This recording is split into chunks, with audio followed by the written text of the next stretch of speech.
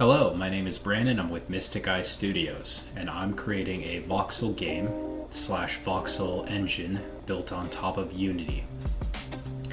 Now, I've created many such voxel engines and games for the last few years.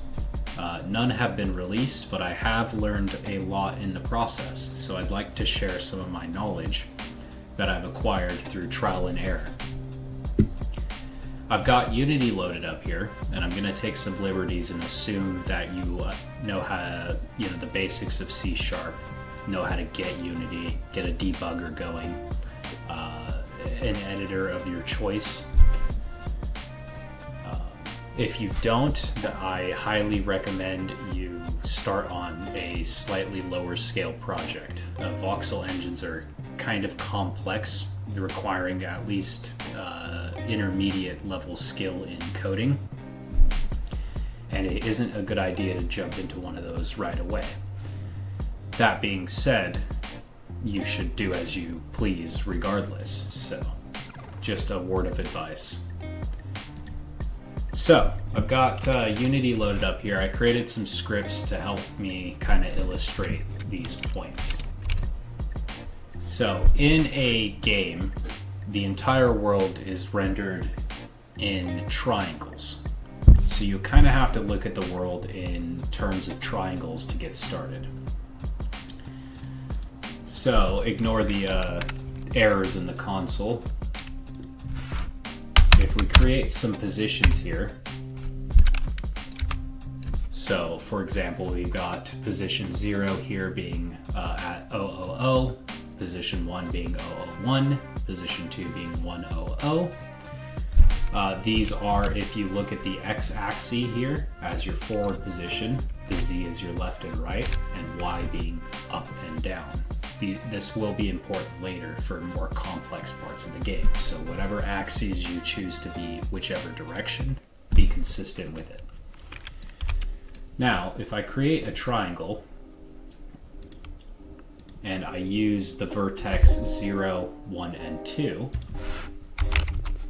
I will create a triangle here that is facing me. If I switch the 2 and the 1 here, I will still create a triangle, but it will be facing in the opposing direction.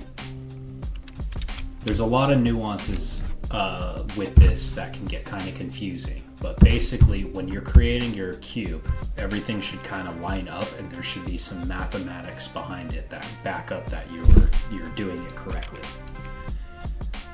If we wanted to then create, say, a quad instead, let's switch this around so we can actually see it. We would create our fourth position here, and we would create a second triangle, so 3 more entries in the triangle table, and we can draw this however we want. We can start from 3, go to 1, go to 2.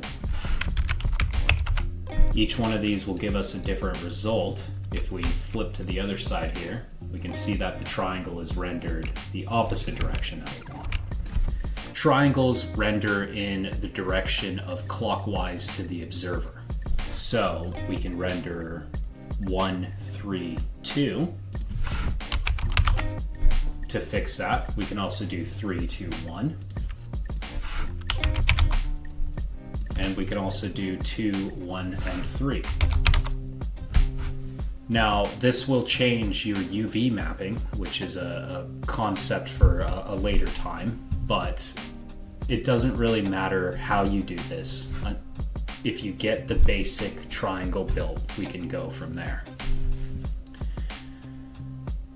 Now, I'm going to switch to a slightly more complex version here. This is using quads instead. I will show the code for how this runs on the back end so that it makes a bit more sense. Let me run this. This code uses these vertex indexes to assign positions in the quad. So we'll create our 4 beginning points. This is how I do it to make it simpler. I always start 0, 0, 0, 0, 0, 1, 1, 0, 0, and 1, 0, 1. And we're facing the cube like this, so this would be the bottom face. And if we create a quad here between 0, 1, 2, and 3, and if I flip this, we can actually see what's going on in here. Up here, we'll display our converted vertex data, and these are our triangles.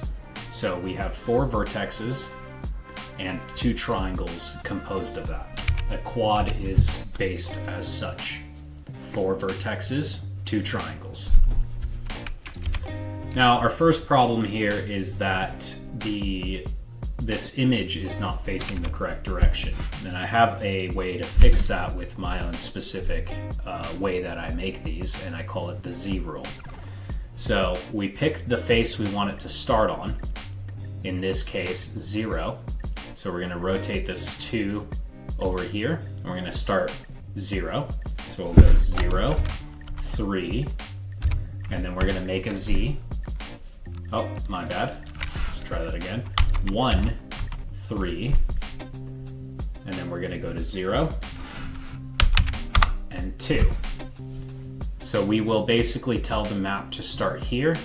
Using this Z motion, we will tell it to render this way. If we uncheck clockwise, it should face the correct direction for a cube. Now, I'm going to leave that on so I can see it, because it's very important to look at it from this perspective when you're rendering it. We're going to need 4 additional positions, and we're going to use the same formula. So let's just go ahead and recreate them. So 0, 0, 0, 0, 0, 1, 1, 0, 0, and 1, 0, 1. We basically just overlapped the positions. And to move it up, we're going to want to take these last 4 and give them 1 to the y-axis. And we should be able to see these now raised up. There is one more thing of note here. We are rendering from this blue position here, which is the world's center.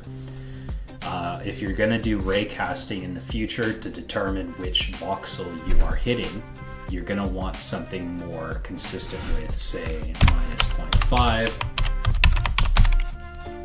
minus 0.5, like this, where that blue sphere is in the center, so you can do some simpler math to determine which vertex you're pointing at.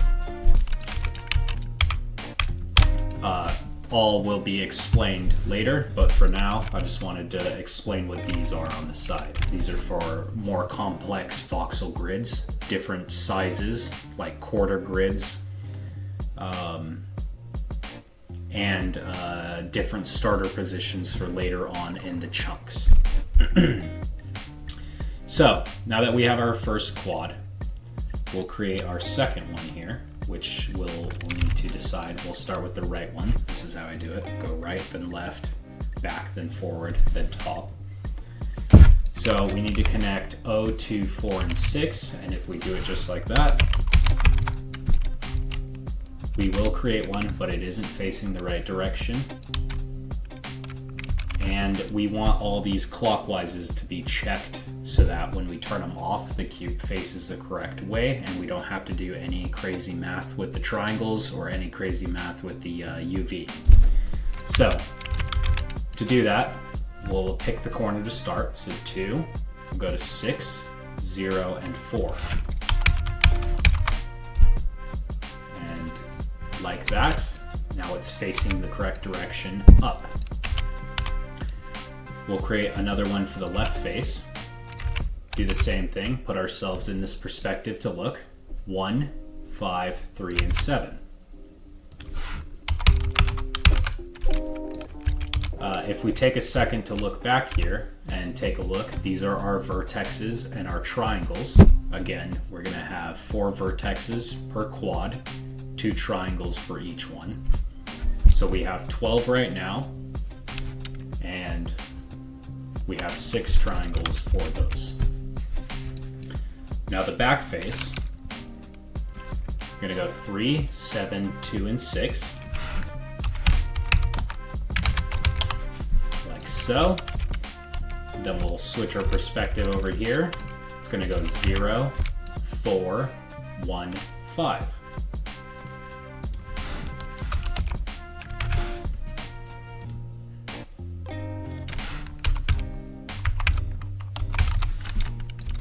Okay, and we've got basically the opposite of what we want. Let's finish up the top here. We're going to want this rendered from probably back here facing this way. So that's 5, 7, 4, and 6.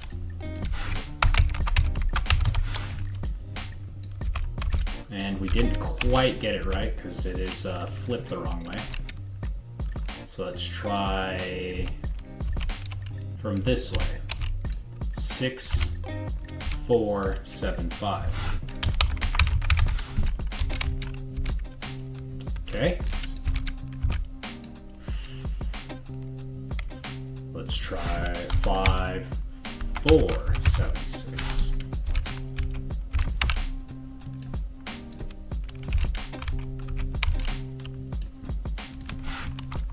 Five, 7, 4, 6.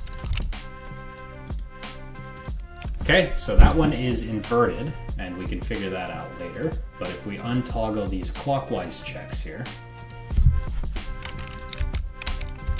oh, and we also need the front face. Let's get that as well. So that's going to be 1, 3, 0, 2. 1, 3, 0, 4. 1, 3, 1, 5, 0, 4, like so. So these two, we need to rotate them the opposite way. I can experiment with trying to get that to work right, but for now, this is a single voxel, and these are all the vertexes and the triangles associated with those. If we use this formula here that I'll show you in the code, it will be a lot easier for us to create these. We won't have to punch in all these rudimentary numbers. We can just start small and kind of build up. I'm gonna go ahead and copy all these component values here, and then I'm gonna repaste them.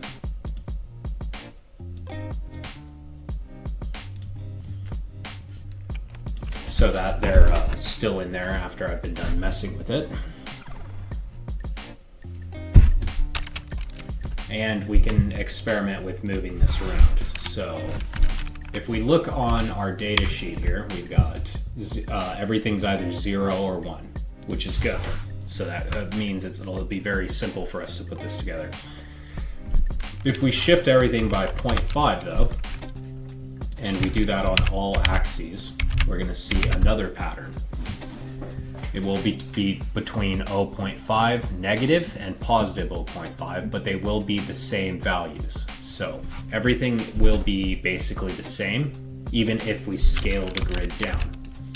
So for example, if we take this cube and we scale it down, everything is going to change relative to one another. 0.15 negative. So for example, 14. We can see this would be a 1, 0, 0. I'll switch that back.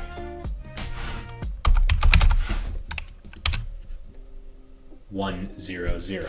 So with this basic formula here, we'll be able to create our voxel grid. Now I'd like to go over how this test quad here works. So firstly, we're going to require some components: mesh filter, renderer, and collider. We'll be setting these three in the start function, and we'll just be pulling it off the component. If we add require component to the mono behavior, it will be auto attached when we add the script. I'll just move these out of the way.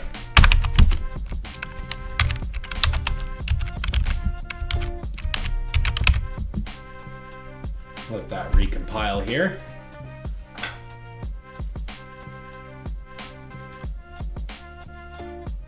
Vertex offset here is just going to move all of our vertices in one direction. We can use this to basically tell it how we want to do this scaling operation. If I remove, like, for example, if we set it at 0, 0, 0 and we scale this down, it's going to be scaling from that origin point, which will make our calculations very troublesome. However, if we do this and we scale it down, it'll be scaling at that origin point, which will make our math very easy. So that's what vertex offset and scale do. We have this list of list of vector 3s for all the vertices we'll be using. A list of an object I created called a proto-quad. If we go down there, it's basically just 4 integers that point to our vertices and a boolean of whether or not to use what's called clockwise. So for example, 1, 3, 0, and 2 will point to 1, 3, 0, and 2 from this array. So it will be using these positions when it constructs it.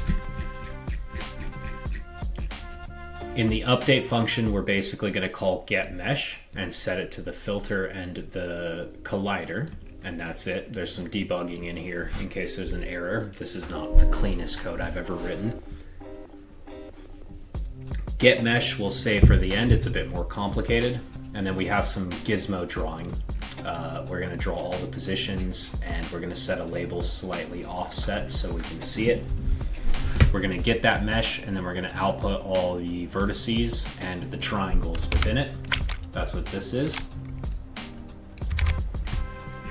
And finally, we will go over the getMesh function. So we're going to create a mesh, create a list of vertices and triangles and vectors. Vector 2 specifically for our UVs. We're going to go through each quad, and then we're going to construct the quad by first getting the count of vertices. I'll explain why that's relevant. Then we will add 4 vertices for that quad using quad V0, 1, 2, and 3. Then we will add that offset. Then we will multiply the scale of the voxels. These two need to be together. Then it needs to be multiplied. Next we'll do, if the quad is clockwise, we will add the triangles as so.